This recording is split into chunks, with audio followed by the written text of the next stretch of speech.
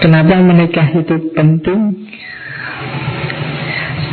Selain materi-materi agama kamu cari sendiri, secara psikologis nikah itu bisa memberi manfaat 6 hal untuk dirimu semakin baik. Yang pertama apa?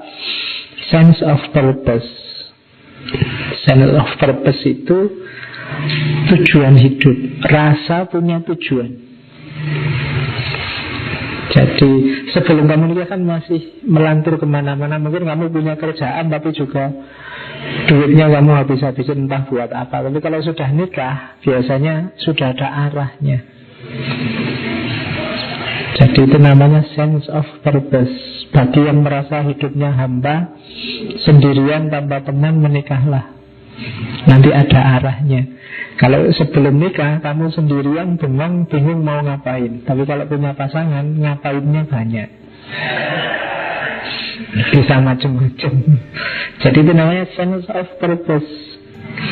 Sebelum kamu menikah, pulang semalam apapun gak karepmu, kamu pulang jam 3 subuh juga tidak masalah, nongkrong, begadang. Tapi setelah nikah ada sense of purpose. Kamu sudah punya keluarga, keluargamu mau diapain, mau dibawa kemana. Itu namanya sense of purpose.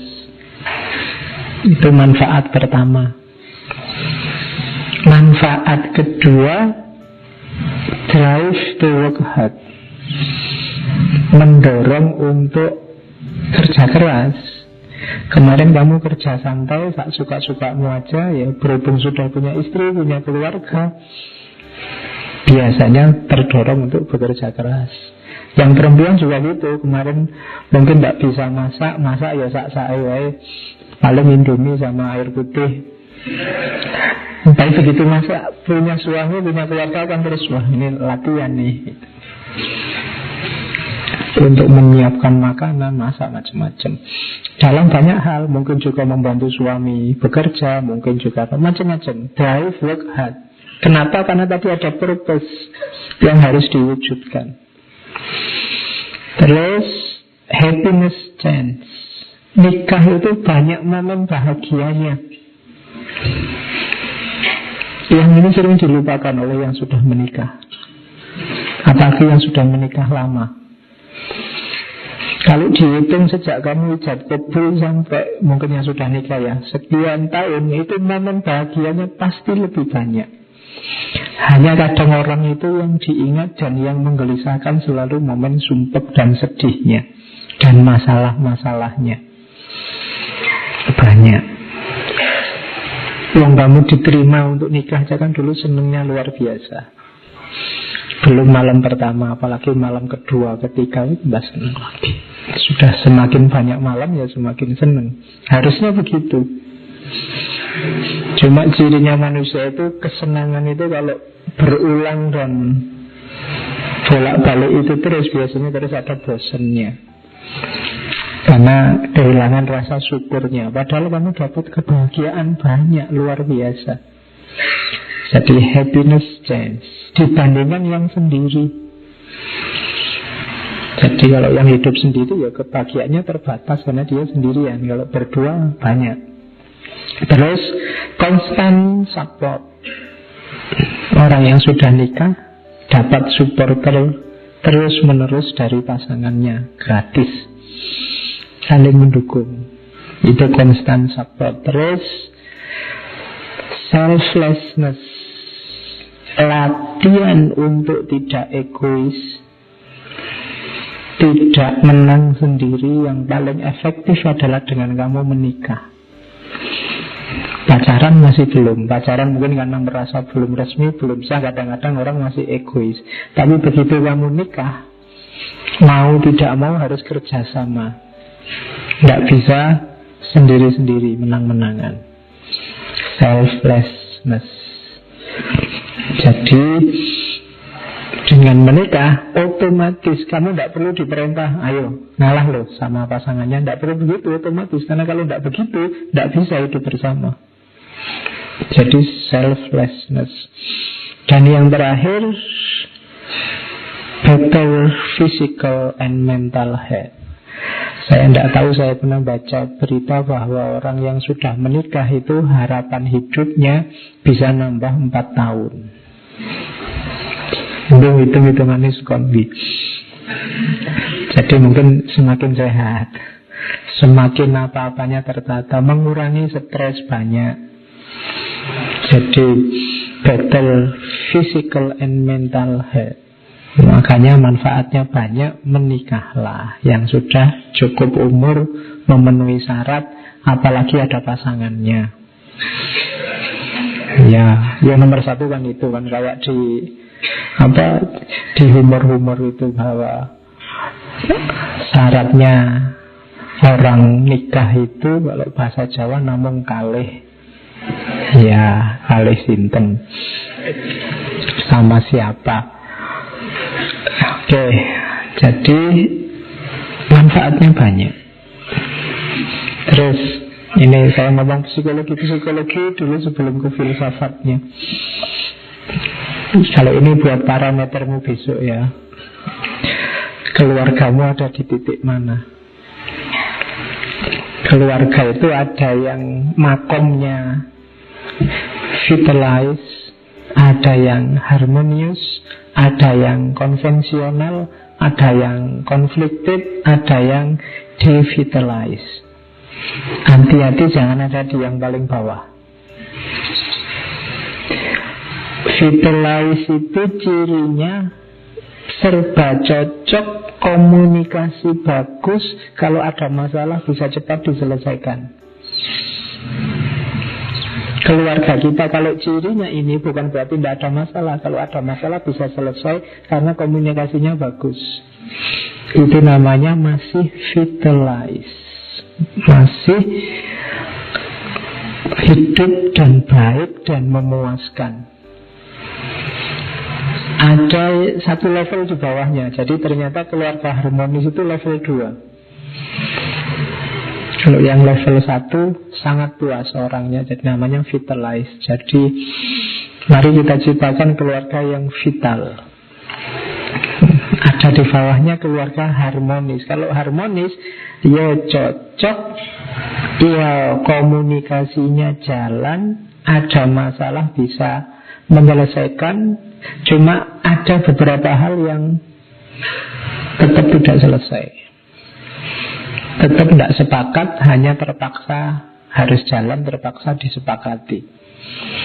Biasa kadang-kadang orang itu ada yang tidak cocok, yang sini ingin anak 11, yang sini ingin anak 2, itu kan tidak cocok. Yang sini prinsipnya banyak anak, banyak rezeki, yang ini banyak anak tambah sumpah aku. Nah, beda prinsip, tapi kan tetap harus jalan. Tapi beda prinsip, tapi karena komunikasi jalan bisa menerima. Jadi itu namanya keluarga yang harmonis. Nah, ada lagi keluarga yang level 3, konvensional. Konvensional itu komunikasinya agak susah. Resolusi konfliknya juga tidak terlalu jalan, jadi ada masalah, menyelesaikannya susah. Cuma diuntungkan oleh alasan tertentu yang membuat tetap bertahan. Misalnya, kalau tak terus-terusin kasihan anakku. Nah, ada alasannya. Kalau tak terus-terusin tidak bagus lah, karena menurut agama pisah itu hal yang paling dimurkai Allah. Nah, itu ada yang ngerem. Jadi sebenarnya sudah tidak cocok, sudah tidak kerasan, sudah alah kok punya suami gini, kok punya, itu sudah tidak enak. Tapi masuk kita pisah. Kasihan anak-anak, kasihan orang tua dulu, kasihan. Tidak boleh loh sama Allah, itu nikah itu hal yang paling dibenci. Ini ada remnya. Meskipun agak berat, tetap jalan. Ini orang kalau secara psikologi disebut keluarga konvensional. Ada yang turun derajat lagi. Kalau ini keluarga yang conflicted. Ringkesnya conflicted itu ya keluarga yang warnanya hanya gegeran. konflik. Kayak sinetron-sinetron itulah yang lagi rame. Nah, itu konflik. Tidak ada tentramnya. Rumah tangganya tidak sakan. Jadi cirinya gampang. Keluarga itu ketika coraknya sudah conflicted, penghuninya lebih kerasan di luar rumah. Itu berarti conflicted. Males pulang, mesti nanti rame lagi. Itu berarti conflicted. Kamu yang belum nikah belum tahu, bayangkan aja. Iya. Jadi nanti ada momen itu conflicted. Jangan dibiarkan berlarut-larut, cepat-cepat nyari jalan keluar. Kalau tidak akan sampai pada titik terakhir, devitalize. Keluarga yang kehilangan gairah hidupnya biasanya terus berakhir, entah secara resmi dengan cerai atau ya sudah pisah-pisahan. Kadang-kadang jasadnya saja yang berdua tapi batinnya kemana-mana. Tahsabuhum jami'a wa qulubuhum syatta. Kalau pas di syuting aja kelihatan bareng senyum-senyum, tapi di rumah tawuran. Devitalize. Sudah tidak ada daya hidup lagi di rumah itu. Nah, kalian analisis nanti ya. Pegang ini besok kalau kamu nikah, jadikan ini parameter. Kamu ada di gradasi mana? Bahkan ketika hanya sampai di konvensional, cepat-cepat nyari tambatan untuk bisa nyaman berdua. Kalau tidak akan turun jadi konflik. Paling tidak ada di harmonis. Syukur-syukur ada di level vitalize. Jadi ini 5 hierarki kondisi keluarga. Oke. Itu tadi perspektifnya psikologi.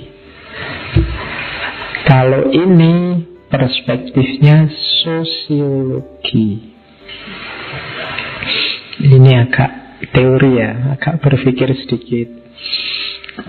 Jadi ada teori cinta dan pernikahan. Kayak tadi kita selalu bilang bahwa lo nikah itu harus ada cintanya, Pak. Pandangan itu benar, tapi dulu ada pandangan yang berbeda. Nikah kalau dulu itu tidak harus didahului dengan cinta. Jadi nikah ya nikah, cinta ya cinta, dua hal yang berbeda. Kalau ada orang menikah dan ada cintanya itu bagus, tapi tidak harus selalu. Bahkan ada budaya yang zaman dulu tapi ya, kalau pernikahan ini didahului cinta malah dicurigai. Jadi di situ disebut ya, ada penelitiannya Stephanie Kunz. Jadi banyak masyarakat misalnya India kuno, Cina kuno, jadi cinta-cintaan sebelum pernikahan itu dilarang. Makanya mungkin ada film tertentu yang ceritanya malah kalau dia pacaran tidak akan dinikahkan. Ada konotasi lain bahwa menikah ini sesuatu yang mulia, yang luhur, hubungannya sama budaya, sama masyarakat, bahkan sama Tuhan. Sementara cinta ini sentimen pribadi. Jadi sesuatu yang sifatnya pribadi tidak boleh merusak yang lebih utama, komitmen yang lebih utama, seperti dengan Tuhan. Nikah itu kan hubungannya banyak hubungan sama Tuhan, maka boleh ada cinta di situ saya sebut, tapi dia tidak utama untuk pernikahan itu dulu ya. Jadi cinta itu bonusnya. Alhamdulillah kalau yang menikah sama kita itu yang kita cintai. Tapi kadang-kadang nanti yang nikah sama kita belum kita cintai. Saya nggak ngomong yang tidak kita cintai ya, belum kita cintai. Mungkin kamu dijodohkan, mungkin kamu terpaksa, mungkin kamu macam-macam alasannya, atau dulu pacarannya sama siapa, dapatnya sama siapa. Ya, dulu ganti-ganti pacaran ini, pacaran ini, pacaran ini, alah dapatnya cuma yang itu. Misalnya kan sering cerita-cerita begitu. Lu memang karena nikah dan cinta itu dua hal yang tidak selalu jalan bersama. Zaman dulu di beberapa budaya malah dianggap tabu. Makanya kadang-kadang di masyarakat tertentu kalau kelihatan asik pacaran berdua itu malah cenderung dipisahkan. Kebalikannya sekarang, itu kan secara sosial dulu sama sekarang. Kalau sekarang mungkin lebih banyak orang yang punya pandangan bahwa cinta itu harus mendahului pernikahan. Jadi cinta ini yang utama. Orang itu bukti cinta yang serius ya nikah itu. Nah, sekarang pandangan kita kan begitu. Tapi ada filosof namanya Ben Sif. Ini filosof Israel, sebenarnya Yahudi. Jadi hari ini percintaan itu jadi dasar prioritas pernikahan. Hanya saja katanya Ben Sif, seperti sering saya bilang, cinta ini kalau hanya levelnya cinta romantik, dia ada durasinya. Dia tidak akan menggebu-gebu terus.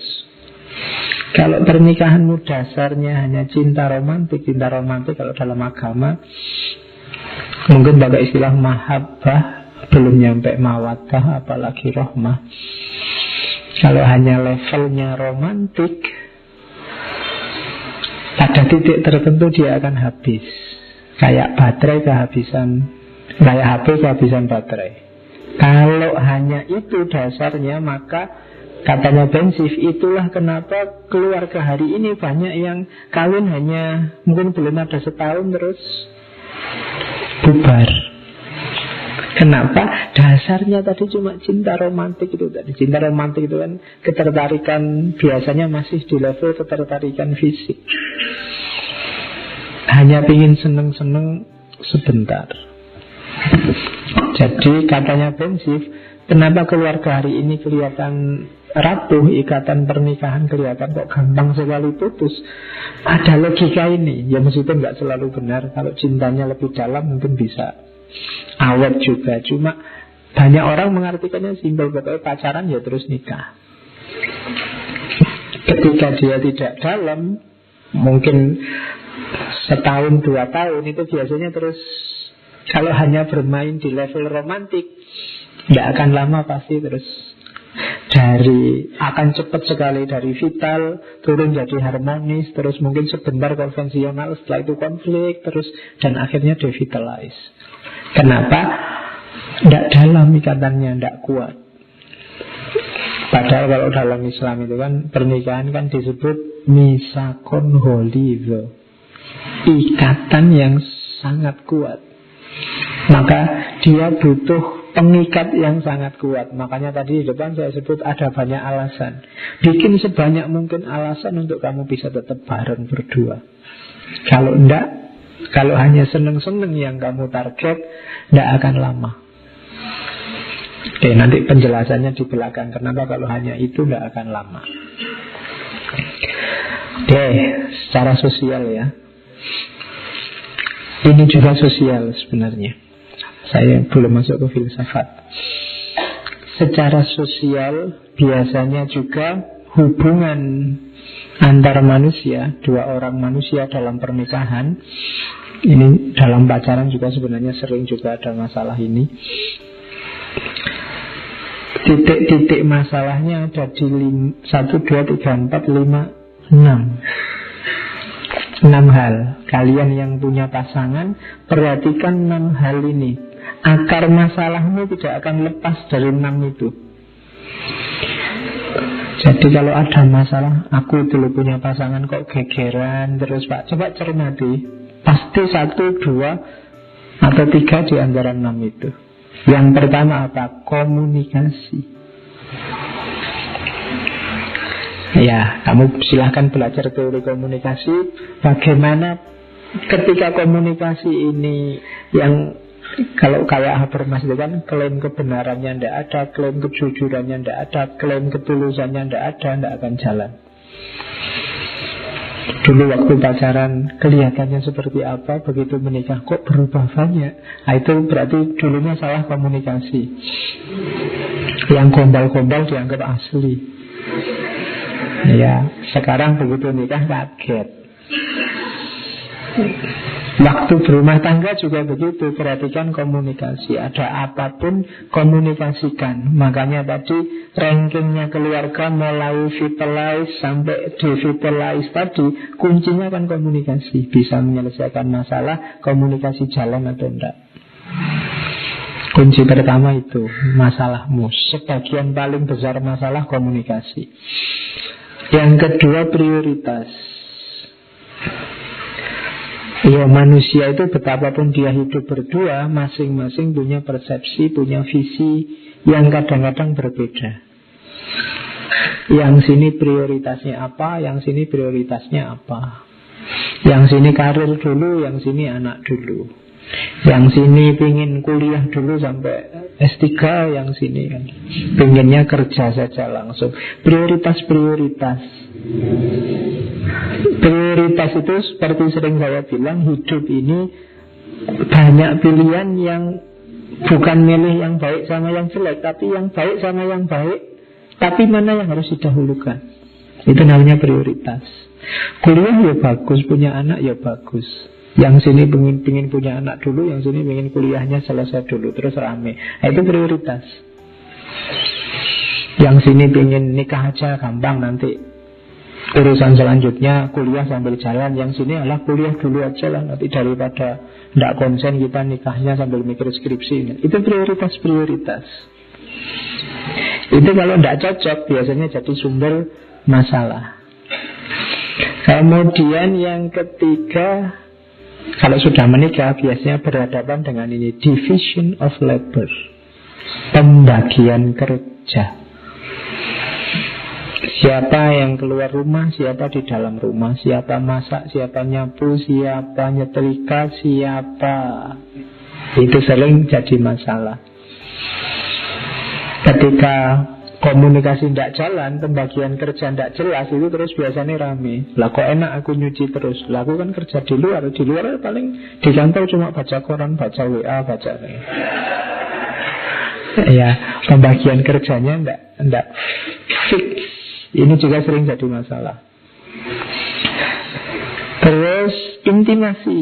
Intimasi ini biasanya orang itu menggebu-gebu kalau di awal-awal. Ketika sudah banyak urusan berdua, kedekatannya berkurang. Mungkin lebih dekat dengan teman-teman di kampusnya, di kantornya, lebih sering ketemu dibandingkan yang di rumahnya. Itu intimasi, itu sering juga jadi masalah. Kemudian in-laws. In-laws itu sebenarnya orang lain yang ada hubungannya dengan kita. In-laws itu kalau pernikahan ya keluarga. Itu sering jadi masalah. Keluargamu, keluargaku. Ada yang suka ganggu, suka ngerecoki, suka intervensi. Itu in-laws namanya. Mungkin mertua, mungkin sepupu, mungkin family, macam-macam. Itu juga sering jadi masalah. Perhatikan nanti itu. Komunikasikan sebaik mungkin. Itu sering jadi masalah. Dan yang terakhir tidak perlu saya